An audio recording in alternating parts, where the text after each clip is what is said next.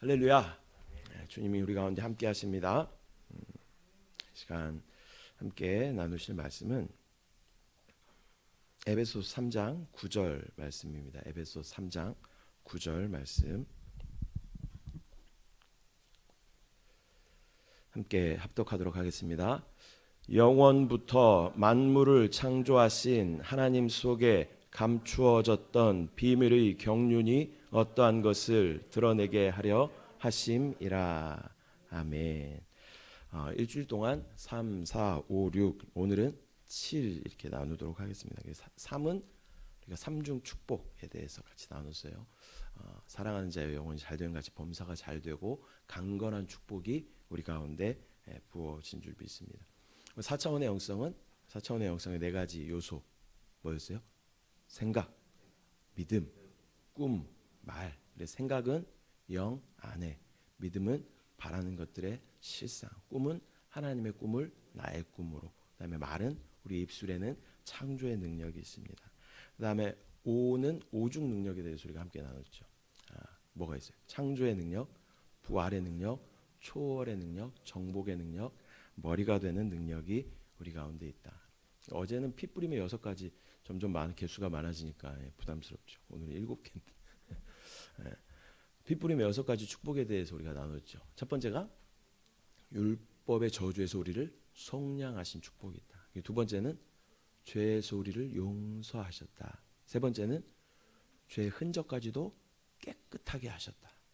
네 번째는 우리를 거룩하게 하시고, 다섯 번째는 우리를 의롭게 하시고, 그 결과 하나님과 화목하게 하는 그 축복이 그 핏뿌림 안에 있다라는 것이죠. 그래서 기도하실 때 여러분 그 보혈을 많이 의지해서 기도하시고, 또 이런 내용을 가지고 주님 앞에 기도하면 하나님과의 그 모든 막힌 담이 허물어지고 또 하나님과 형통한 축복을 누리게 되는 줄 믿습니다. 그 7이라는 숫자는요, 완전한 숫자를 의미합니다. 하나님을 나타내는 숫자를 3이라고 보통 이야기하죠. 그리고 사람을 피조물인 사람을 나타내는 숫자를 4라고 이야기합니다. 그래서 하나님과 사람이 연합됐기 때문에 이것은 완전한 수다 이렇게 이야기를 합니다. 7이라는 숫자가 굉장히 많이 나와요. 여리고성을 7일 동안 또 6일 동안 한 바퀴씩 돌다가 마지막 날에는 7바퀴 이렇게 돌게 되죠. 그리고 계시록 요즘에 계속 담임 목사님 설교 말씀 중에 계시록에 대한 말씀이 있죠. 7인, 7천사, 7나팔, 그다음에 또 7대접 이런 말씀을 계속 우리가 들었습니다. 또 예수님께서 십자가 위에서 하신 말씀을 우리가 가상 7언, 가가 이제 십자가 위에서 가상 7언 이렇게 이야기를 합니다.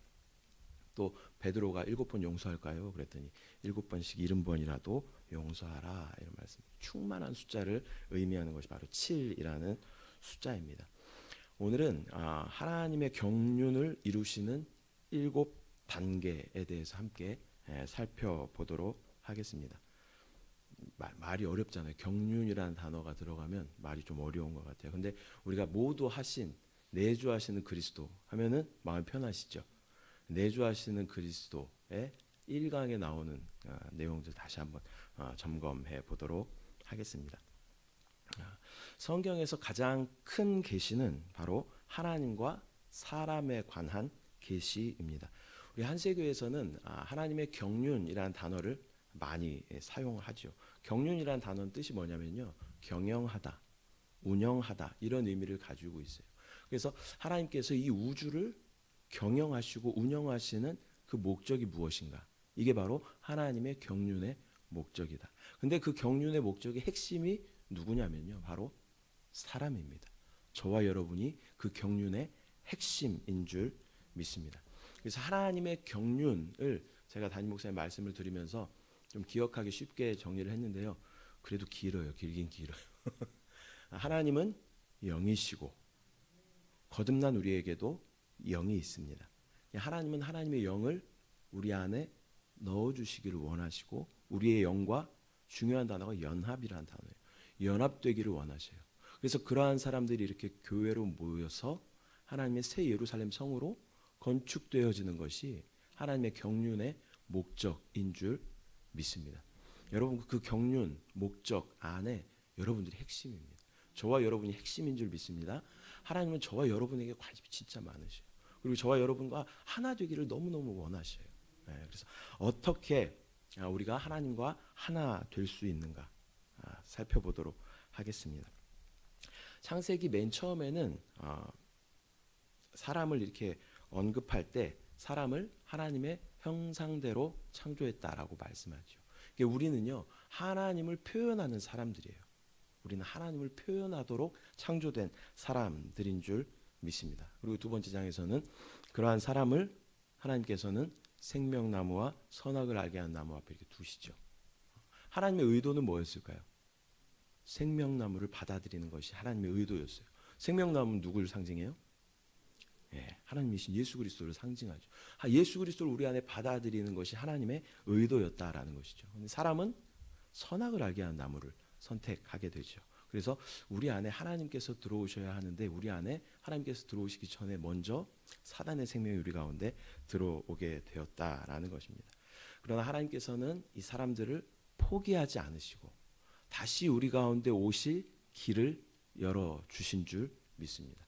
그 플랜이요 굉장히 긴 시간 동안 이루어지게 되죠. 우리가 봤을 때 긴 시간이지 하나님이 봤을 때는 뭐 얼마 되지 않는 그런 시간이겠죠. 하나님은 시간을 통으로 이렇게 보시기 때문에 이것이 근데 모든 하나님의 계획 가운데 다시 하나님이 우리 안에 오실 길을 열어주시는 줄 믿습니다. 그래서 그분이 우리 안에 이렇게 오시게 되면 우리는 각자가 아니라 어떠한 통일성을 갖게 됩니다. 그래서 저에게도 이렇게 손이 있어요. 손이 있죠. 손. 그다음에 얘는 귀, 코 있어요. 네. 근데 다시 제가 한번 여쭤보면 이게 누구의 손입니까? 이렇게 이야기하면 여러분 뭐라고 대답하실 거예요? 이거 제 손이에요. 네, 이거 제 손입니다. 그래서 박상준의 손이죠. 박상준의 귀, 박상준의 코 이렇게 되는 거죠. 박상준이라는 그 정체성은 어디에 있냐면요.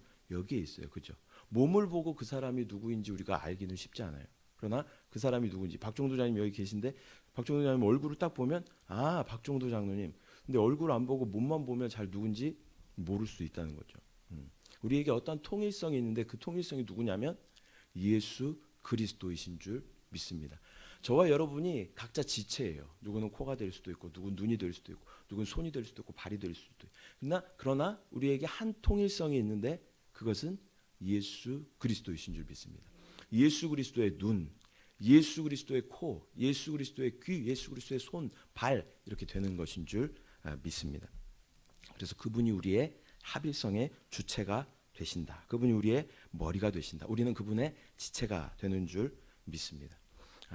하나님의 목적을 그 하나님의 경륜의 그 목적을 우리 안에 들어오셔서 하나님 우리와 사람과 연합하기를 원하시는 그 하나님의 목적을 이루는 7단계 같이 한번 살펴보도록 하겠습니다. 첫 번째 단계는 성육신의 단계입니다. 성육신. 그죠? 내주하시는 그리스도 우리가 1강에 보면 7단계 해서 첫 번째 성육신 이렇게 나옵니다. 성육신의 뜻이 뭘까요? 이 성자는 중국에 오래 있었던 제가 한자를 봤는데 이룰 성자, 될 성자, 이룰 성자. 그러면 그냥 직역해 보면 뭐예요? 뭐가 된 거예요? 육신이 되었다. 그런 의미를 가지고 있는 것이죠. 말씀이셨던 그분이 우리 가운데 육신이 되신 사건을 우리는 성육신 이렇게 이야기합니다. 요한복음 1장 14절 말씀 같이 한번 읽겠습니다. 말씀이 육신이 되어 우리 가운데 거하심에 우리가 그의 영광을 보니 아버지의 독생자의 영광이요 은혜와 진리가 충만하더라. 아멘. 성육신, 육신이 된 사건이죠. 하나님이셨던 말씀이셨던 그분이 친히 육신을 입으신 사건을 우리는 성육신이다라고 이야기를 합니다. 육체를 가지고 있지 않으면 우리가 사람이라고 이야기할 수 없죠. 그 육신이 없으면 사람이라고 이야기할 수 없어요. 근데 구원자의 조건을 보면요. 3가지 조건이 있는데 완전한 하나님이셔야 되고요. 완전한 사람이어야 하고 또 원죄와 자범죄가 없어야 되는 것이 구원자의 조건입니다. 이 두 번째 조건이 뭐예요? 완전한 사람. 완전한 사람이 되시기 위해서 완전한 하나님이셨던 그분이 육신 안에 오신 사건을 성육신이다라고 이야기를 하는 것입니다. 그래서 첫 번째 단계는 바로 성육신.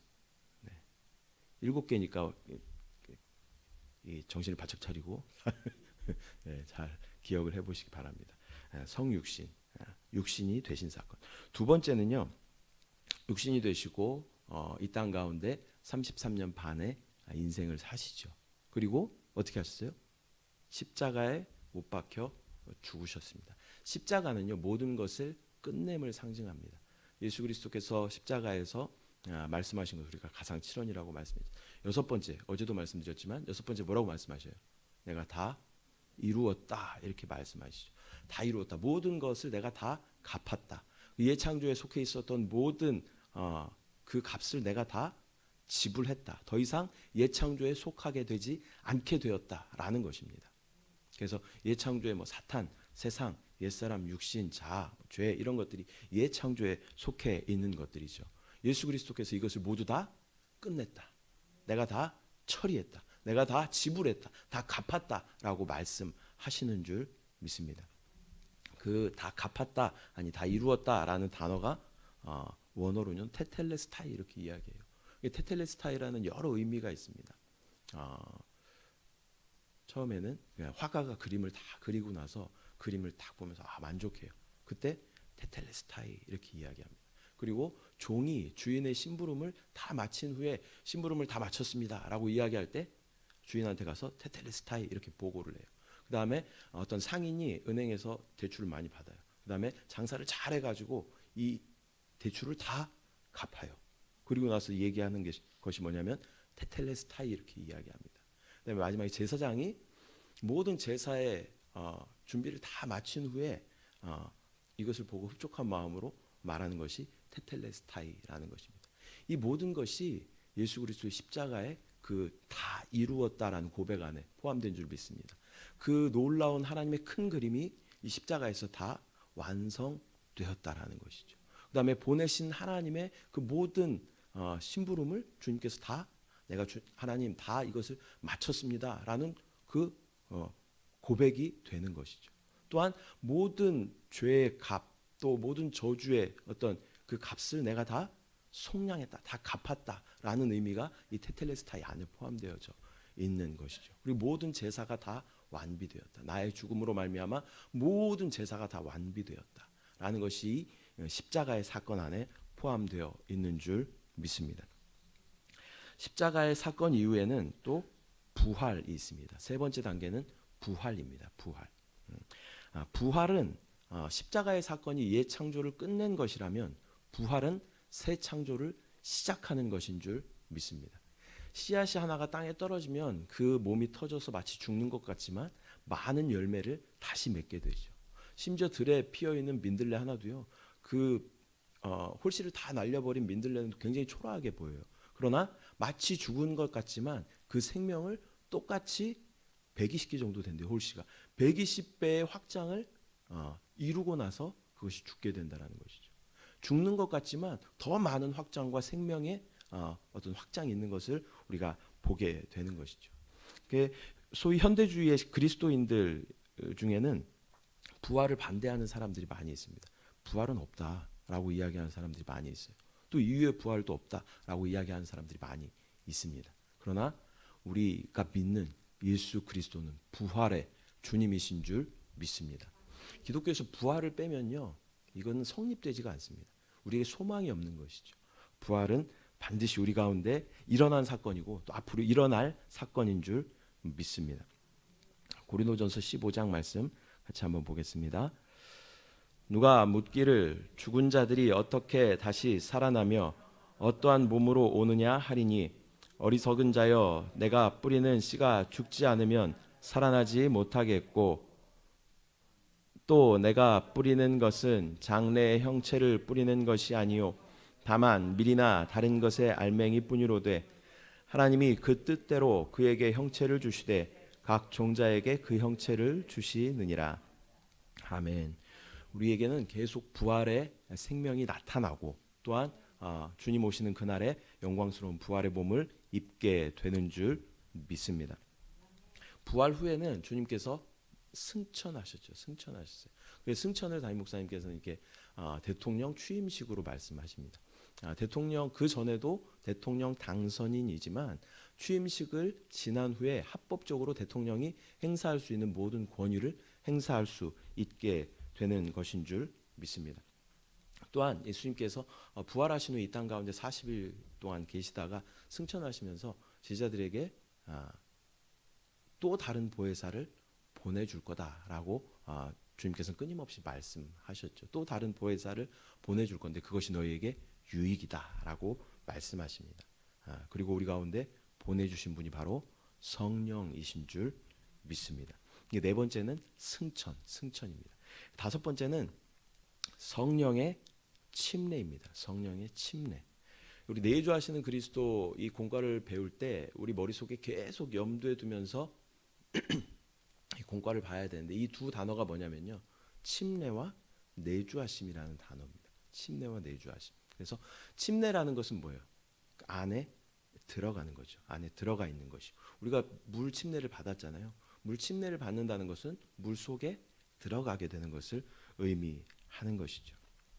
그리고 예수님께서 부활하신 후에 제자들에게 아버지께서 약속하신 것을 기다리라. 그리고 성령으로 침례를 받으라라고 말씀하십니다. 우리는 모두 성령 안에 침례 받은 줄 믿습니다. 마가의 다락방에서 기도했던 그 120문도에게 성령의 불이 내리죠. 그리고 마가의 다락방 안에 있었던 모든 사람들은 성령의 침례를 받게 된 줄 믿습니다. 우리가 밖에 이렇게 보면 보이진 않지만 공기가 이렇게 있습니다. 그죠? 그러면 다시 말하면 우리는 공기 안으로 어떻게 된 거예요? 침례되어 있는 것이죠.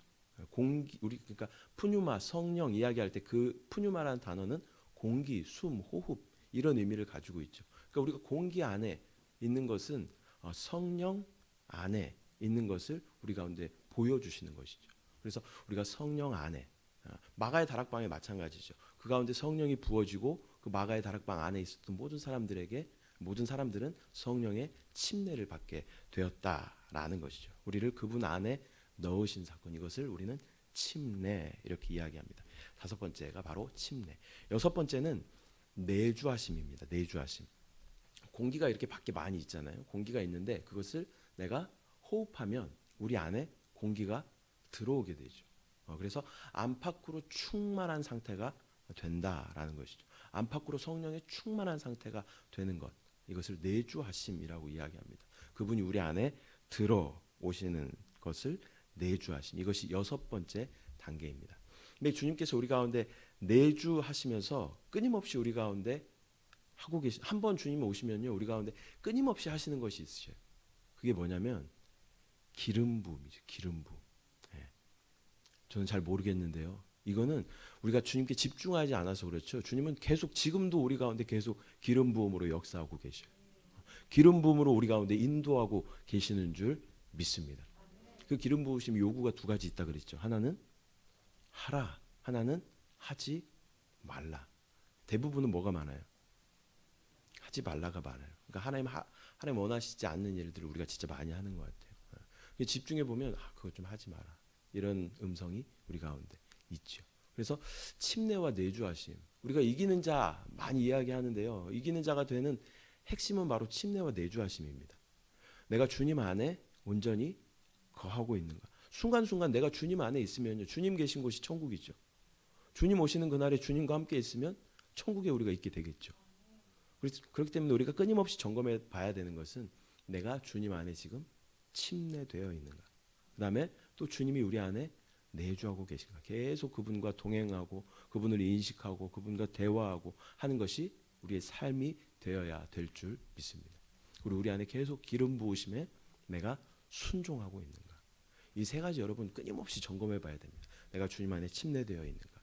주님이 내 안에 내주하고 계시는 걸 내가 인식하고 있는가. 우리 안에 기름 부으심에 내가 순종하고 있는가. 우리가 이것을 잘 점검할 때 우리 넉넉하게 이기는 자의 삶을 살게 될 줄 믿습니다. 여섯 번째는 바로 내주하심. 일곱 번째는요, 재림입니다. 재림.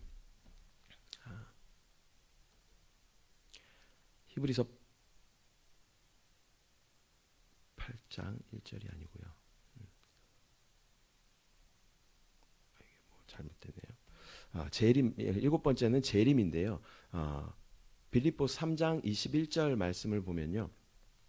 그는 만물을 자기에게 복종하게 하실 수 있는 자의 역사로 우리의 낮은 몸을 자기의 영광의 몸의 형체와 같이 변하게 하시리라, 이렇게 말씀하고 있습니다. 주님이 다시 오실 때에 우리는 영광스러운 몸을 입게 되는 줄 믿습니다. 그래서 영과 혼과 육의 온전한 구원을 이루게 되는 줄 믿습니다. 이게 전인적인 구원이라고 이야기하죠.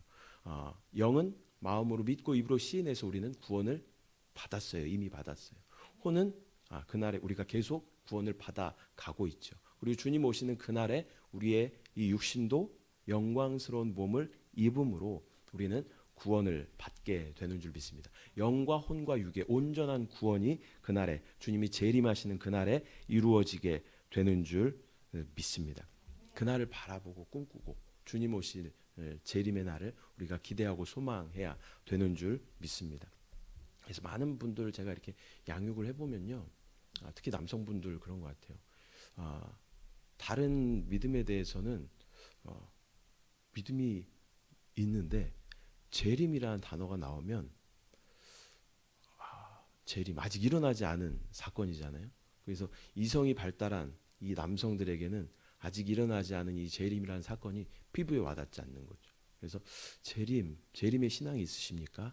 라고, 재림의 소망이 있으십니까? 라고 물어보면 많은 분들이 그것에 대해서는 아직 약간 그렇게 말씀하시는 분들이 많이 있더라고요. 그래서 우리에게 재림의 날은 반드시 온다. 그리고 우리는 그날에 휴거 될 것이다.